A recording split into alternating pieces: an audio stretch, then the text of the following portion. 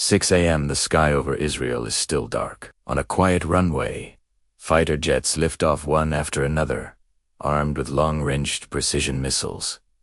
This is not a routine patrol. According to intelligence shared between the CIA and Israel, a rare opportunity has emerged. Inside a government compound in Tehran, a significant portion of Iran's senior leadership is gathered, among them the supreme leader. For months, intelligence agencies have tracked movements, mapped communication patterns, studied contingency protocols. They believe this is the moment.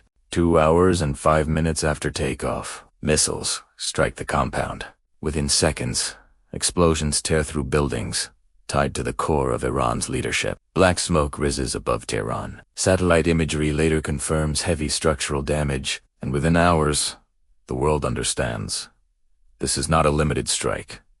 This is a decapitation attempt. By the time this report is published, new details may already have emerged. But what happened that morning did not begin at 6 a.m.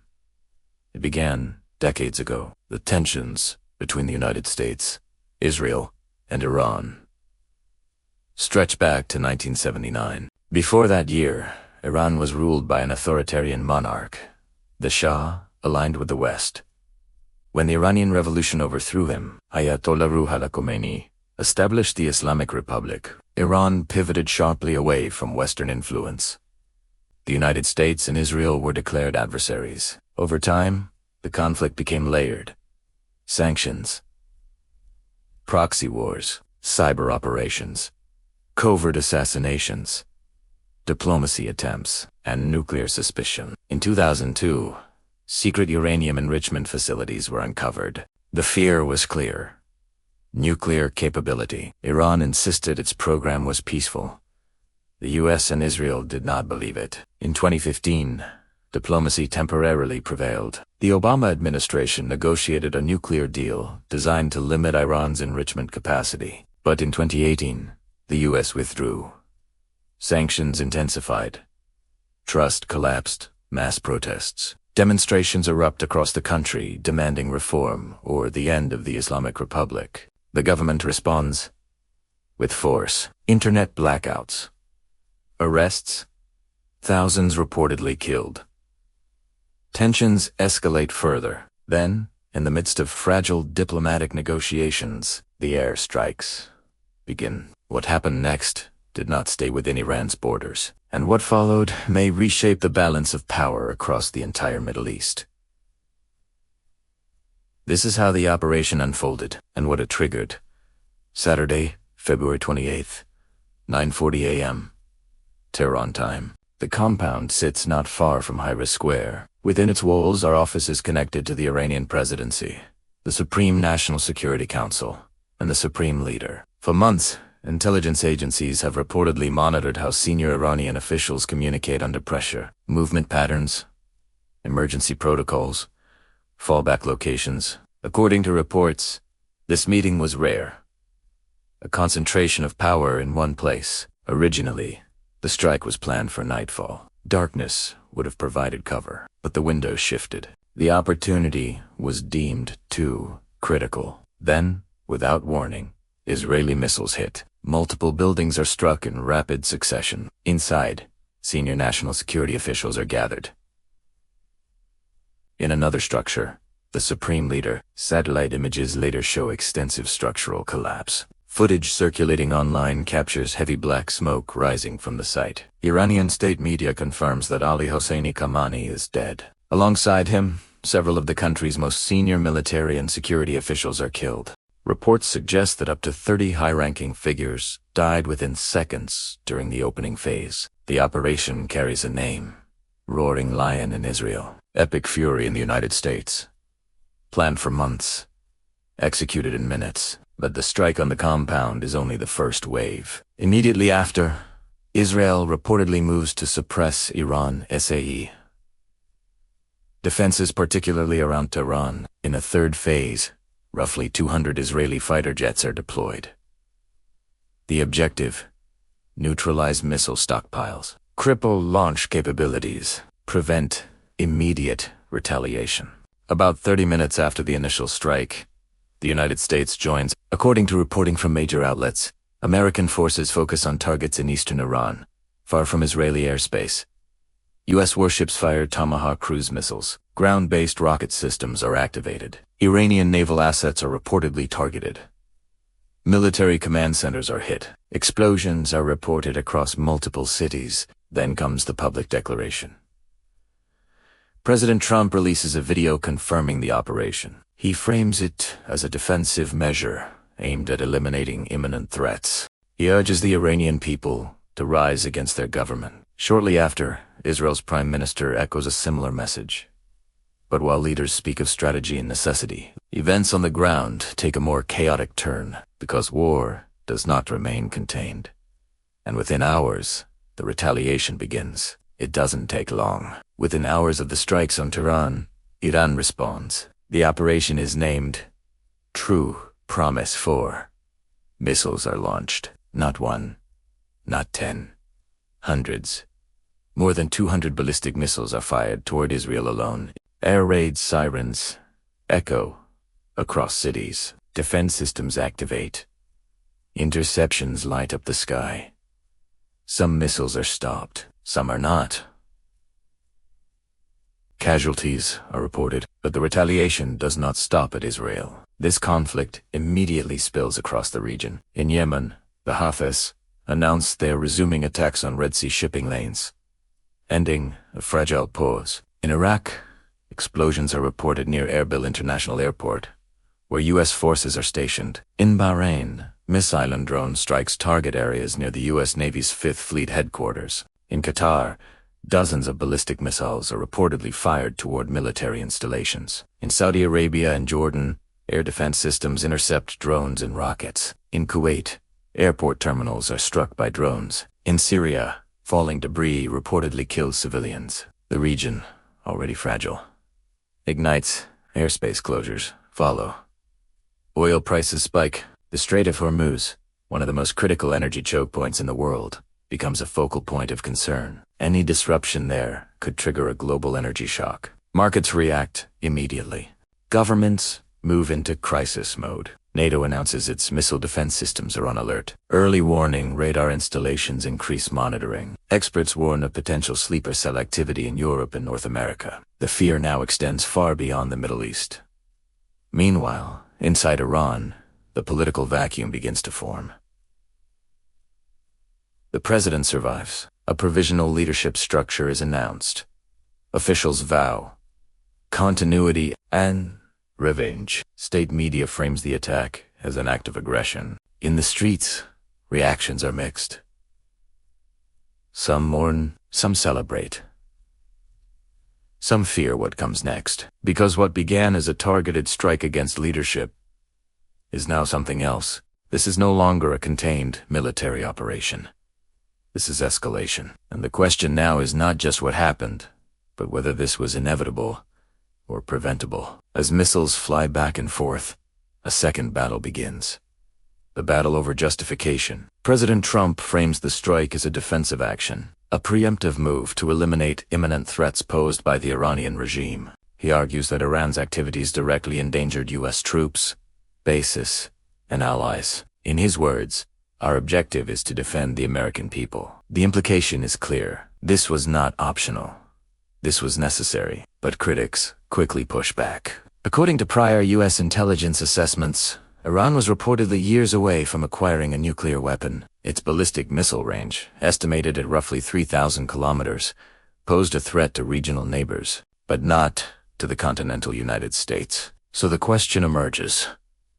Was this an act of immediate or a preventive strike against a weakened adversary? Under international law, that distinction matters. A war of necessity responding to imminent attack may be considered lawful. A preventive war striking because an adversary might become dangerous later is widely condemned. If every state attacked rivals during moments of vulnerability, the argument goes, global stability would collapse. Constant war would become normalized. And then there is the constitutional debate within the United States. The strike was launched without prior congressional approval. Some legal scholars argue that large-scale offensive military action requires legislative authorization. Others argue that the executive branch retains authority in matters of urgent national security. The debate intensifies. Protests erupt across major American cities. Some demonstrate against the Iranian regime. Others protest U.S. involvement in another Middle Eastern war. Internationally, governments issue statements. Some condemn Iran's retaliation. Others question the legality of the initial strike. The Arab League criticizes the escalation. European leaders call for restraint. Meanwhile, on the ground, the human toll grows. Civilian casualties are reported across multiple countries. Exact numbers remain unclear. Military and civilian losses are often reported together. Information moves faster than verification. In Iran, the Red Crescent reports hundreds killed and injured. In Israel, fatalities are confirmed. Across the Gulf region, scattered casualties emerge. The fog of war thickens, and as analysts attempt to quantify damage, a more dangerous question surfaces.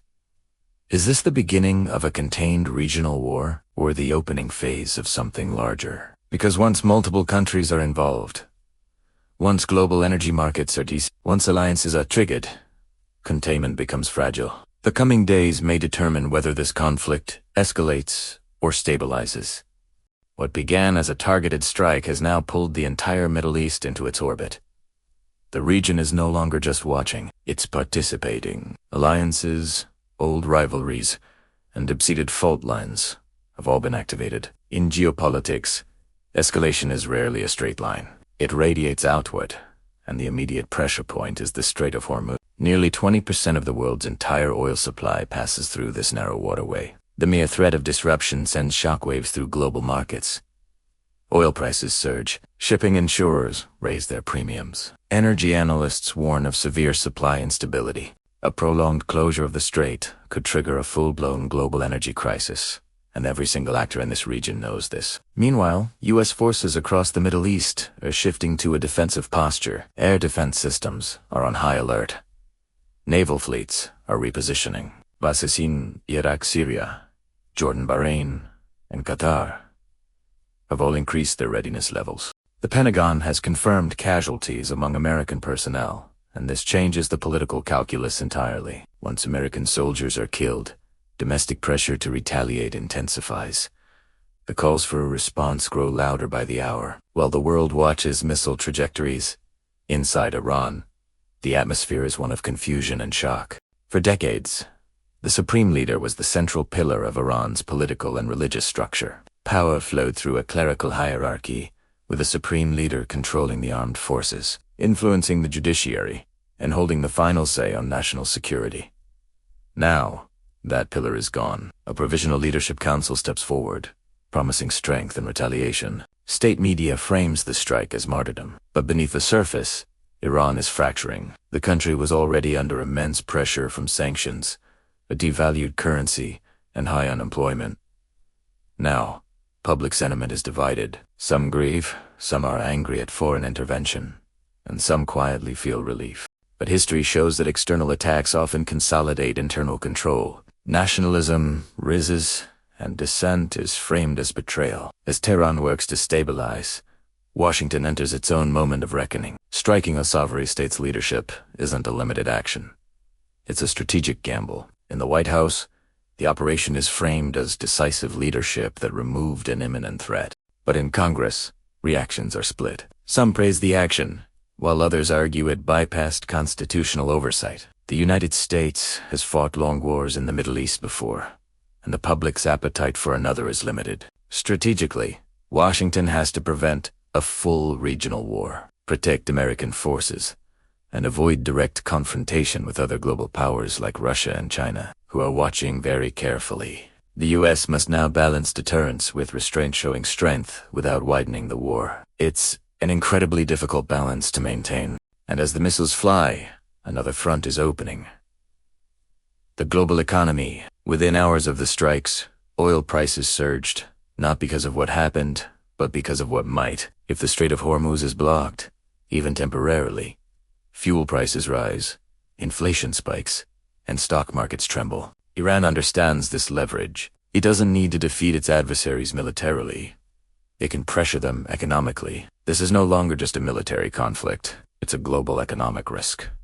No country in the region is insulated. The question now isn't only who controls the skies, but who controls stability. The coming days will determine whether a factional diplomacy can de-escalate the situation, or if this will spiral into the most significant regional conflict in decades. And behind every strategic calculation, the human cost continues to rise. Thanks for watching, and be sure to subscribe for more in-depth analysis. Imagine a single, narrow choke point on a map. A tiny sliver of water, just 21 miles wide, at its narrowest point. Now imagine that nearly a third of the world's seaborne oil passes through this tiny sliver every single day. That is the Strait of Hormuz. And right now, it sits at the heart of a conflict that could send shockwaves across the entire globe. What happens here doesn't just stay here. It affects the price you pay for gas, the cost of goods in your local store, and the stability of the world economy. Today, we're diving deep into a conflict that is far more complex than it appears on the surface. We'll explore the high-stakes game of international chess being played by world powers,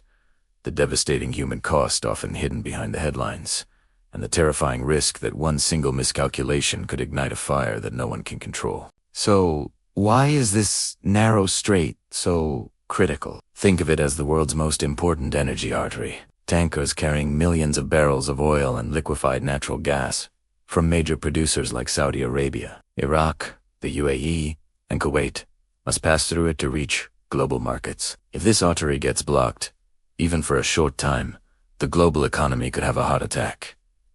The immediate effect would be a spike in oil prices. Energy costs would skyrocket, leading to higher transportation and manufacturing costs. This inflation would ripple through every sector, from the food you buy to the electronics you use. For developing nations, this could be catastrophic, pushing millions into poverty. For developed economies, it could trigger a severe recession. The global supply chain, already fragile, would face another massive disruption.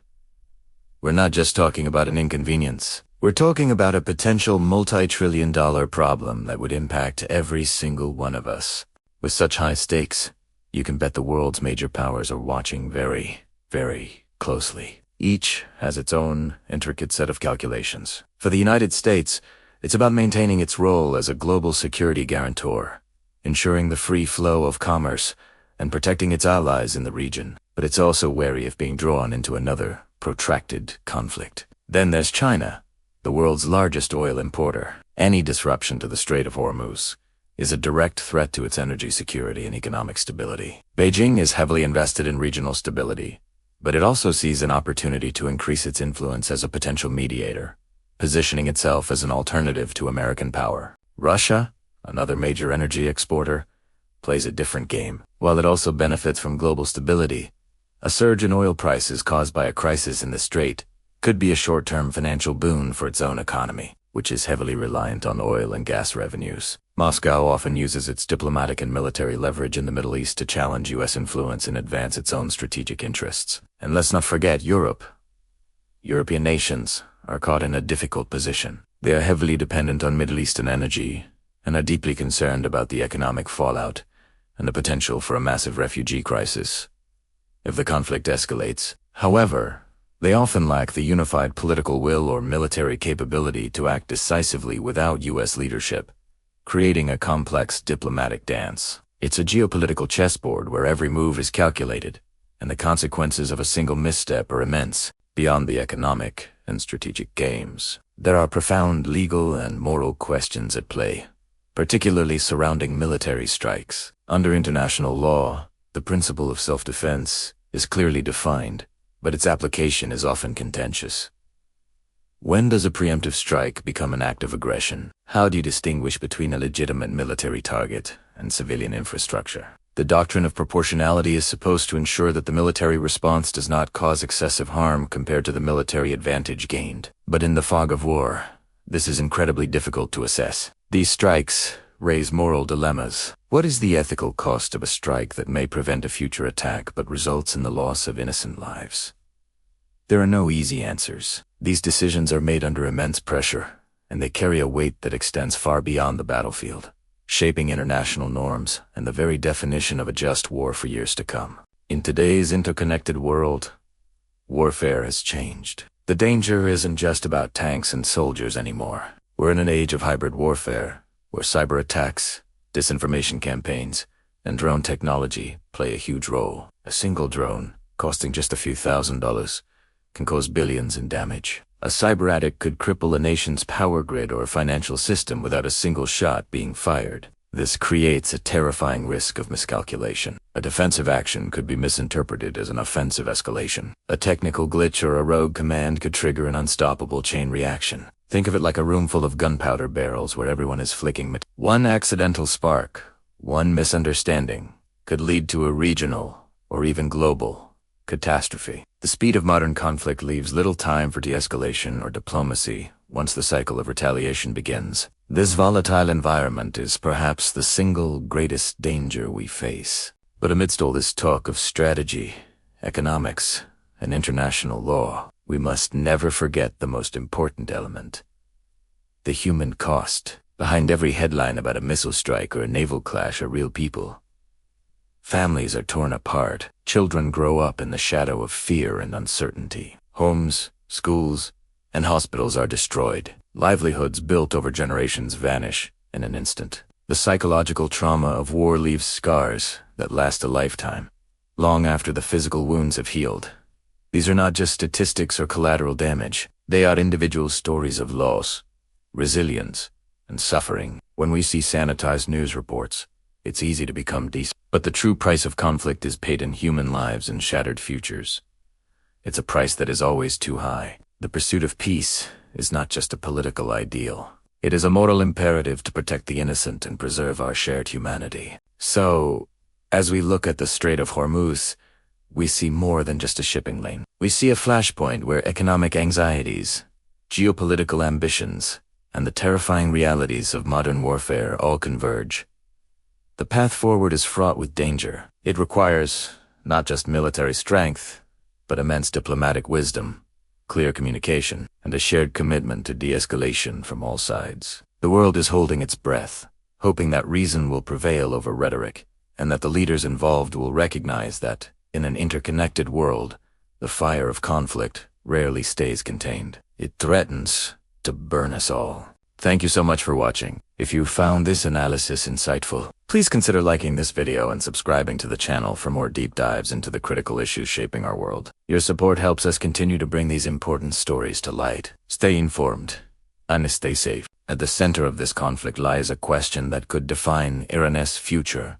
Who replaces the supreme leader? For more than 3 decades, authority flowed through a single office. The supreme leader was not just symbolic. He controlled the armed forces, oversaw the judiciary, influenced foreign policy, held final say on matters of war and peace. Removing that position abruptly creates structural instability. Iran's constitution outlines a succession mechanism. The Assembly of Experts, a clerical body, is responsible for appointing a new supreme leader. But in moments of crisis, theory meets reality.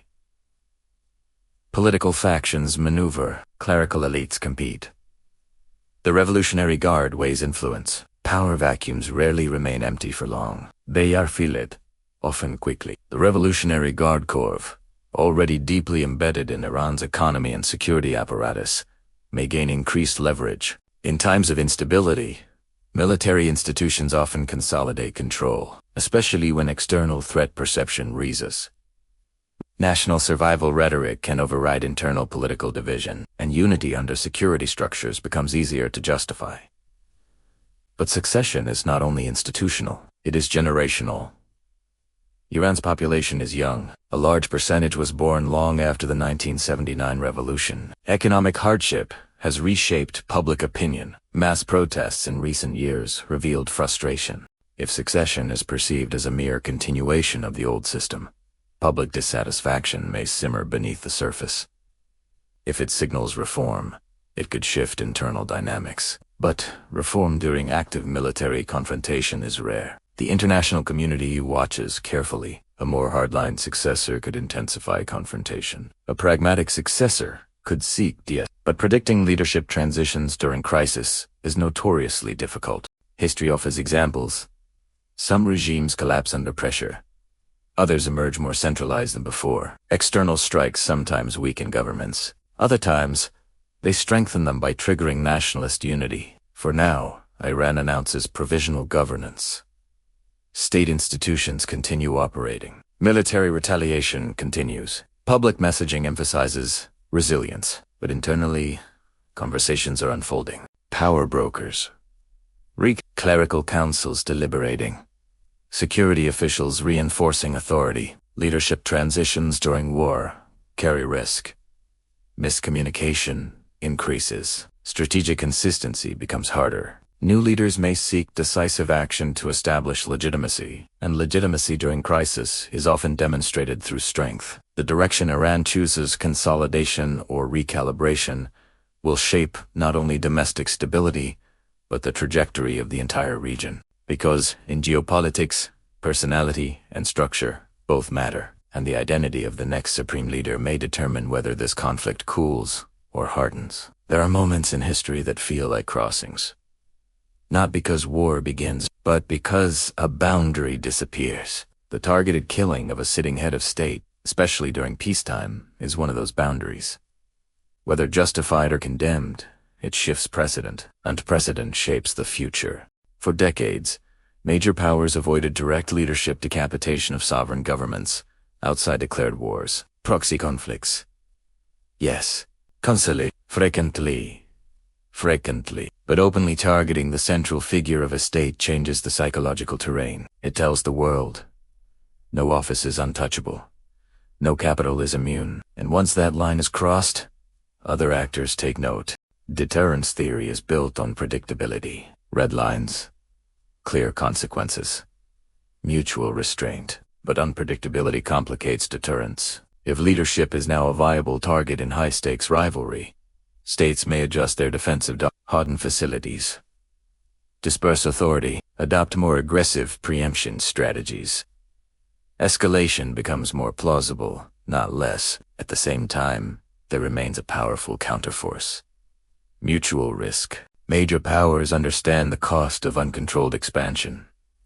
Israel understands prolonged war strains its society. Iran understands full-scale confrontation could devastate its infrastructure. The United States understands another open-ended conflict carries domestic and global consequences. And global powers, Russia, China, Europe, understand instability disrupts trade and energy. That shared risk is the thin line holding escalation back. Behind closed doors, diplomacy often intensifies during public confrontation. Emergency channels open, intelligence, bakshanas, transmits signals. Warnings are conveyed quietly, red lines clarified privately. History shows that even during the Cold War, rivals communicated constantly to prevent catastrophe. The question now is whether similar guardrails hold, because once military cycles accelerate, de-escalation becomes harder. Each strike invites response. Each response invites counter-response. Momentum builds.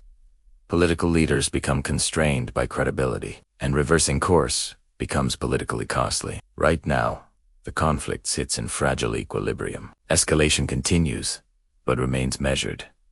Retaliation occurs, but avoids certain thresholds. No major power has declared full mobilization. No alliance has formally triggered collective defense. But tension remains high, and in such moments, small decisions carry enormous weight. History will later judge this moment as it contained confrontation, or the opening act of a prolonged regional war. That outcome depends not only on firepower, but on restraint. And restraint, in geopolitics, is often harder than force. At this point, the world stands in a narrow corridor, not at peace, not at full-scale war, but somewhere in between. And history teaches us these corridors are unstable. The coming days will likely define the trajectory. If retaliation slows, if back-channel diplomacy holds, if neither side crosses new red lines, this may settle into a tense, contained standoff. But if a missile causes mass casualties, if a proxy front ignites fully, if a miscalculation occurs, momentum could override restraint. An escalation could accelerate. For Iran, succession will shape stability. For Israel, deterrence credibility remains central. For the United States, balancing force with limits is critical. For regional states, survival and economic stability take priority. For global powers, containment of wider war becomes paramount. Every actor now operates under heightened risk. Energy markets remain volatile. Military forces remain deployed. Diplomatic channels remain active.